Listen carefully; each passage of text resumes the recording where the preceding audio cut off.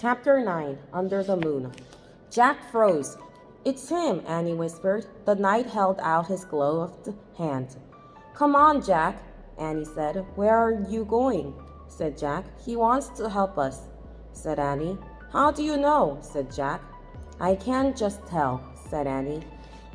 Annie stepped toward the horse. The knight dismounted. The knight picked Annie up and put her on the back of his horse. "Come on, Jack," Annie called. Jack moved slowly toward the knight. The knight lifted him up too and put him on the horse behind Annie. The knight then got on behind them. He slapped the reins. The black horse cantered beside the moonlit water of the moat. Jack rocked back and forth in the saddle. The wind blew his hair. He felt very brave and very powerful. He felt as if he could ride forever on this horse, with his mysterious knight over the ocean, over the world, over the moon. A hawk shrieked in the darkness. "There's the treehouse," said Annie. She pointed toward a grove of trees. The knight guided the horse toward the trees. "See, there it is," Annie said, nothing to the ladder. The knight brought his horse to a stop. He dismounted and helped Annie and Jack down. "Thank you, sir," Annie said. She bowed. "Thank you," Jack said. He bowed too. The knight got back on his horse. He raised his gloved hand. Then he slapped the reins and rode off through the mist. Annie started up the tall ladder and Jack followed. They climbed into the dark treehouse and looked out the window. The knight was riding toward the outer wall of the castle.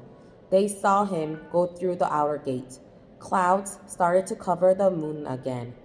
For a brief moment, Jack thought he saw the knight's armor gleaming on the top of a hill beyond the castle. The clouds covered the moon completely. A black mist swallowed the land. "He's gone," whispered Annie. Jack shivered in his wet clothes as he kept staring at the blackness. "I'm cold," said Annie. "Where's the Pennsylvania book?" Jack heard Annie fumbling in the darkness. He kept looking out the window.